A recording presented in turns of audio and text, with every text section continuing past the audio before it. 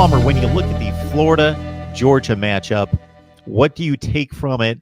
Obviously, it's a huge win. It's a Florida team that was the largest contender, as we all estimated in the offseason. Georgia didn't blow them out, but they were decidedly the better team. I don't think there was any question about that. But how that performance possibly moves forward in projecting what this team could do, they need to get to the finish line, but in an SEC championship game against what we're going to see this weekend with LSU and Bama. Yeah, I mean, it was a playoff game for Georgia and Florida, for that sake. Like you said, it was a 7-point victory for Georgia, but they kind of handled business. It, took a late fourth quarter touchdown from Florida, to bring it to that 7-point game. Florida was held to just 3 points until the fourth quarter, didn't have a third down conversion until midway through that fourth quarter. And so, like you said, Georgia kind of dominated. And the biggest component of that was Jake Fromm stepping up to the challenge. He had heard all the, doubters and stuff from the South Carolina game and the Kentucky game, and then sitting on a bye. Everyone was talking, hey, is Jake Fromm what we thought he was early in the season? He won a big game against Notre Dame, but, he let us down against South Carolina. He, threw for 35 yards against Kentucky. Granted, that was in the pouring rain, but, people are just going to look at the stat sheet and say, hey, he's not looking that impressive, especially when you've got Justin Fields at Ohio State, who was here last year, and people are saying, hey, could have had this guy. Instead, we've got this guy. So Jake Fromm showed up, 20 of 30, 279 yards, 2 touchdowns. First time in his career that he's thrown 30 or more passes and won a football game. I think it was big for him, confidence-wise, and also big for Georgia just to, say, hey, if we have to throw the football and win a game, we can do that. Lawrence Cager stepped up with career-high performances. Coming off of an injury. He had 7 receptions, 132 yards, and a touchdown. It was an impressive win. It isn't one that, you look at the stat sheet and you say, oh my gosh, Georgia this, Georgia that. It was, they handled their business and took control of the SEC East. I mean, that's the biggest thing coming out of Jacksonville, is that they now have a 2-game lead on Florida. Florida has 2 SEC games left. Georgia's got 3. They've got Missouri this weekend. Then they travel to Auburn, and then they host Texas A&M. Florida has got Vanderbilt and Missouri left on their schedule. If they drop one of those games, they're out of SEC East contention. And if Georgia wins 2 out of 3, they've clinched the East. So it was definitely big. The win over Florida was big for not only rivalry purposes and continuing on, 3 straight wins over the Gators, but it was big for, essentially clinching the East. This Missouri team was a club that a lot of people pegged in the offseason as a dark horse possible contender for the SEC Eastern Division. They came out of the gate with a slow start at Wyoming, upset loss as a 17-point favorite. They go on a bit of a run against some of the lesser teams in the SEC, but they did roll South Carolina by 20 points.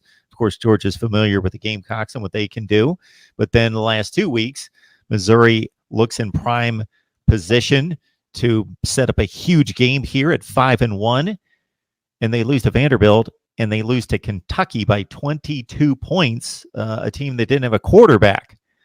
Kelly Bryant, 14 touchdowns, 5 picks. Don't know if you've had too much work to get in on a Missouri squad that's they're a capable squad. We expect them to get to postseason play. Don't have the talent on the roster of a Georgia, but it's kind of puzzling after they get on such a roll with 5 consecutive wins that they lose to possibly the 2 worst teams in the division.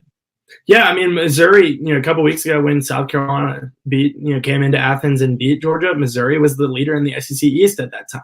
Obviously, they've got their NCAA, appeal in right now where they're, appealing to postseason eligibility to get that. So we'll see how that goes. But, regardless, they're still playing football. They've got a talented team. Kelly Bryant at quarterback, graduate transfer from Clemson. We've all seen what he can do. He led the Tigers to a college football playoff appearance in his only season. As a starter, he's 4th in the SEC in passing yards per game, and he really spreads the ball around. Running back, they've got Larry Roundtree the third. He's sixth in the SEC. He was the second leading returning rusher. Went for more than 1,000 yards last year, more than DeAndre Swift, more than Elijah Holyfield. Obviously he had, it was just him at Missouri doing that, and Georgia was doing it with two guys that went over 1,000. But anytime you're rushing for more than 1,000 yards in a season, that's really impressive. And then, like I said, they really spread the ball around on offense. Big tight end Alberto. Not even going to try and pronounce that last name. We just let it go. But yeah, Georgia's really struggled against tight ends recently. Cole Kmet of Notre Dame, and again last week against Kyle Pitts. So Alberto he's got 6 touchdowns to lead Missouri in receiving touchdowns, and wouldn't surprise me if he has a receiving touchdown or 2 against Georgia. He's a talented guy. He's put up some numbers in the SEC, and he's very, very well respected, especially around here in Athens with Kirby Smart. I think the biggest concern for Missouri right now would be the health of Kelly Bryant. He didn't make it through their last game against Kentucky. They had a bye week between that loss and their trip here. So he's been dealing with a hamstring injury, really limits his ability to run and with an offensive line that has struggled to protect him, sometimes he's running for his life. And so, with an injury like that, it really limits his ability to get outside of the pocket, make plays with his legs like he's been able to do, like he did at Clemson, like he's done at Missouri. And so, I think that's a storyline to watch. Barry Odom said on Tuesday that if the game was played Tuesday, Kelly wouldn't have been playing. And so, I think I would expect him to play, especially given the circumstances of, hey, we're coming in to Athens, Sanford Stadium, night game. It's going to be an incredible environment here. I think people are really excited. And, I think Missouri is going to bring their best shot. And, that probably comes with Kelly Bryant at quarterback. So a bit of a note of trivia here. Missouri played its first ever SEC game against Georgia in Columbia, and were trounced by the Dogs back in 2012 when Texas A&M and Mizzou joined the SEC. And, of course, they threw Missouri in the Eastern Division. Last year's game, Dogs won at 43-29 at Columbia. Tigers finished 8-5 after a bowl win against Oklahoma State, or they lost that bowl game against Oklahoma State. And again, Mizzou comes in at 5-3, 16.5-point underdog between the hedges. Palmer, we appreciate you stopping by to break down Georgia football for us. Absolutely. Thanks for having me on.